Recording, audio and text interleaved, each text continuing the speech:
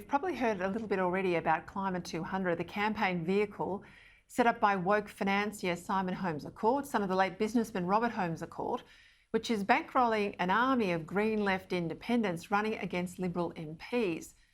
But beyond that, how much do we really know about this mob that are running candidates almost exclusively in Liberal seats and seem all but determined to bring down the Morrison government? Well, some of the secret detail appears now to be seeping out.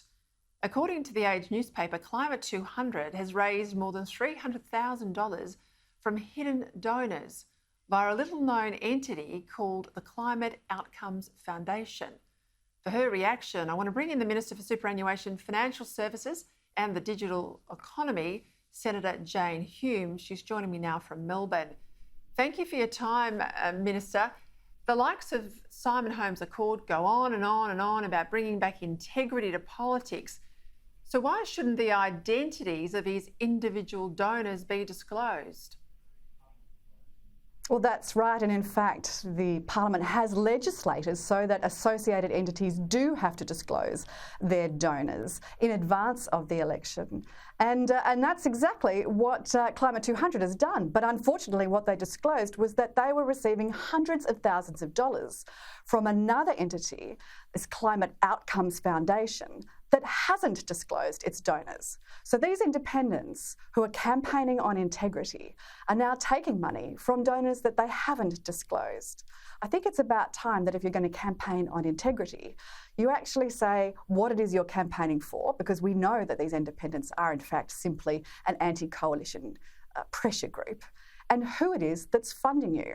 And by the looks of things, it's simply a large group of wealthy trust fund babies that are the new bunyip aristocracy, that are essentially providing themselves the equivalent of colonial titles with hereditary privileges in order to subvert democracy, because they think that their money can buy more influence in our democracy than the average Australian. Well, you're not wrong. I mean, I looked across the list of candidates and the seats they're standing in. Basically, all of them are women. A lot of them have Liberal Party links, at least historically, or through their families.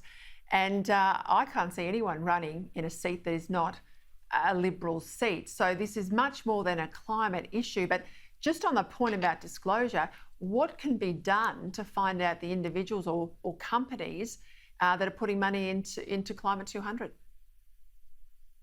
Well, that's why we legislated to make sure that at least Climate 200 and other such entities have to disclose who their donors are, and we can point out to them that they are in fact funneling money from these strange, unidentified entities that have no provenance, and we can't find the sources for. So it's up to Simon Holmes à Court now and Climate 200 to identify who these donors are that are funneling money through their entity, through to these independents. These independents that, while they claim to be Liberal light, are nothing like Liberal light. In fact, somebody like Monique Ryan, for instance, while saying that she felt that she was in fact a disaffected Menzies Liberal, used to be a member of the Labor Party. I'm sure that's something that Simon Holmes à Court knew about when he did his vetting process, if he did do a vetting process at all. And even Helen Haynes, the independent member for Indi, we've done some analysis of her voting record, and she votes with Labor 80% of the time. In 2021, she voted with Labor 80%, more than 80% of the time. I think the question needs to be asked of the independents, if there is a hung parliament, which way will they vote? Because there's no way, if they don't support a coalition, that they can claim that they are Liberal light. Well, just on that point, I mean, they call themselves independents, but they've got a centralised funding source, Climate 200. There seems to be, like signage and other materials shared amongst candidates. To me, it looks like a political party. But Simon Holmes à Court said just the other day that he doesn't want any of these independent voices candidates to disclose what they would do in the event of a hung parliament. That's interesting in itself. Well, who are they the voices for? Are they the voices for their electorates, or are they the voices for Simon Holmes à Court and Climate 200? If he's directing the independents not to answer a question that is so important to know for their voters, well, really, who are they the voices for? Jane Hume, I know you've got a head for detail. I'm sure you're not going to let up on all of this. Thank you for your time.